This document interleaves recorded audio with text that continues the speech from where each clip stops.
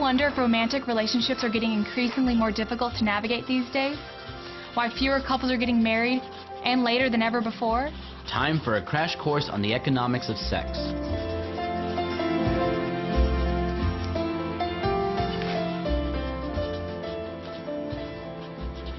Let's think about sex as an exchange, where each person gives the other person something of themselves. It might appear at face value that they are giving the same thing, intimate access to each other's bodies, but there's more going on here than meets the eye. Men and women both enjoy sex. We all know that. But what's interesting is how the data tells us that men and women experience sex differently. On average, men have a higher sex drive than women. T-minus 15 seconds. Guidance is internal. 12. Blame it on testosterone, call it whatever you want. But on average, men initiate sex more than women. They're more sexually permissive than women, and they connect sex to romance less often than women. Nobody's saying this is the way it ought to be. It's just the way it is. Women, on the other hand, are likely to have sex for reasons beyond just simple pleasure. Her motivations for sex often include expressing and receiving love, strengthening commitment, affirming desirability, and relationship security.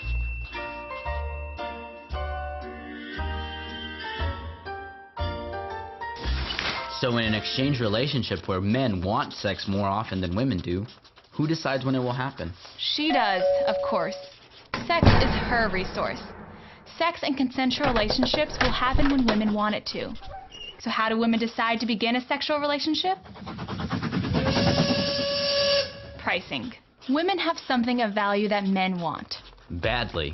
Something men are actually willing to sacrifice for. So how much does sex cost for men? It might cost them nothing but a few drinks and compliments. Or a month of dates and respectful attention. Or all the way up to a lifetime promise to share all of his affections, wealth, and earnings with her exclusively. The price varies widely. But if women are the gatekeepers, why don't very many women charge more, so to speak? Because pricing is not entirely up to women. The market value of sex is part of a social system of exchange, an economy, if you will, wherein men and women learn from each other. And from others. What they ought to expect from each other sexually. So sex is not entirely a private matter between two consenting adults. Think of it as basic supply and demand. When supplies are high, prices drop. Since people won't pay more for something that's easy to find. But if it's hard to find, people will pay a premium. And the same rings true with sex. Men know that sex is cheap these days, if they know where to look. So how did we get here? How did the market value of sex decline so drastically? Economists often speak of technological shocks that dramatically alter markets. Take pesticides, for example. Pesticides revolutionized agriculture, enabling its mass production on a level unparalleled in the history of human civilization. Lawns became greener, produce became better, and widely available with a marvelous variety. We eat like kings now, and the market has changed forever. Here's another example. Artificial hormonal contraception, or the pill, allowed men and women to have sex while avoiding pregnancy. This was a technological shock that forever altered the mating market by profoundly lowering the cost of sex. It didn't change overnight, but the effects have been, one might say, revolutionary. Before contraception, sex before marriage took place during the search for a mate, someone to marry. Sex didn't necessarily mean marriage, but serious commitment was commonly a requirement for sex. Sex was oriented towards marriage. Don't believe people who say your great-grandparents were secretly as casual about sex as your friends are. They weren't, because to mess around with sex eventually meant, well, becoming parents. Remember the example of pesticides? It turns out that they had unforeseen effects that are wreaking havoc on the environment and weakening the natural ecological systems that we depend on. Scientists believe that because of pesticides, the bee population is dropping at an alarming rate. 1/3 of all the food we eat depends on those bees for pollination. And that's just one example. It is now feared that the overuse of pesticides is throwing ecology as we know it into disarray. While the original purpose of the pill was to prevent pregnancy, the data reveals an unanticipated side effect. The pill threw the mating market into disarray. Having sex and thinking about marriage have now become two quite different things. We now have a split mating market. One corner where people are largely interested in sex, And one corner where people are largely pursuing marriage. and there are more men looking for sex than women. And more women looking to marry than men. The language of online dating reinforces the reality of this split mating market. Men are more apt to write that they are looking for fun, while women tend to signal very different things, saying things like, Only serious inquiries, please. or, Not into games.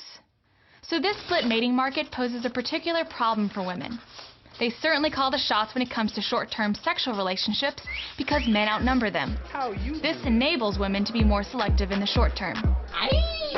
But the reverse is true when they decide they want to settle down. We often hear about men's lack of commitment, but the blunt reality is an economic one. Women vastly outnumber men in the marriage market, which means men can be picky and can insist on extensive sexual experience before committing. Men are in a position to maximize their rewards while investing fewer resources. Why do men do this? because they can. Here's the thing. In the past, it really wasn't the patriarchy that policed women's relational interests. It was women. But this agreement, this unspoken pact to set a high market value of sex, has all but vanished.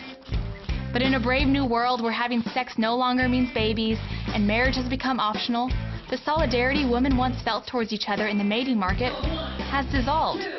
Women no longer have each other's backs. On the contrary, they're now each other's competition. And when women compete for men, they tend to do so by appealing to what men want. Here's where women are wrong about men. Men are not actually afraid of commitment at all. While women are the gatekeepers when it comes to sex, The deal is that men are in the driver's seat in the marriage market. They can navigate it exactly how they want to. And unlike women's fertility, men's virility doesn't expire by 40 or 45 or 50 or even 60. Well, hello, young lady. So what's the rush? talk about having the upper hand. So it should come as no surprise that the average age of first marriage in the United States continues to rise, and that the share of Americans between the ages of 25 and 34 years old who are married is continuing to drop. While there are certainly factors that contribute to each of those trends, the gender imbalance in a split mating market is a big one. Talk about a profound irony. By nearly every measure, young men are failing to adapt to contemporary life. When attractive women will still go to bed with you, life for young men, even those who are floundering, just ain't so bad. In reality, men tend to behave as well or as poorly as the women in their lives permit. Economists say that collusion, women working together, would be the most rational way to elevate the market value of sex. But there is little evidence of this happening among women today. At least, not yet. If women were squarely in charge of how their relationships transpired and demanded a higher market price for the exchange of sex, so to speak, we'd be seeing, on average, more impressive wooing efforts, Greater male investment, longer relationships, fewer premarital partners, shorter cohabitations. and more marrying going on. For a woman to know what she wants in a relationship and to signal it clearly, especially if it's different than what most men want, this is her power in the economy. But none of these things seem to be occurring. Not now, at least. Today, the economics of contemporary sexual relationships clearly favor men and what they want, even while what they are offering in the exchange has diminished. And it's all thanks to Supply demand and the long reach of a remarkable little pill. Brought to you by the Austin Institute for the Study of Family and Culture.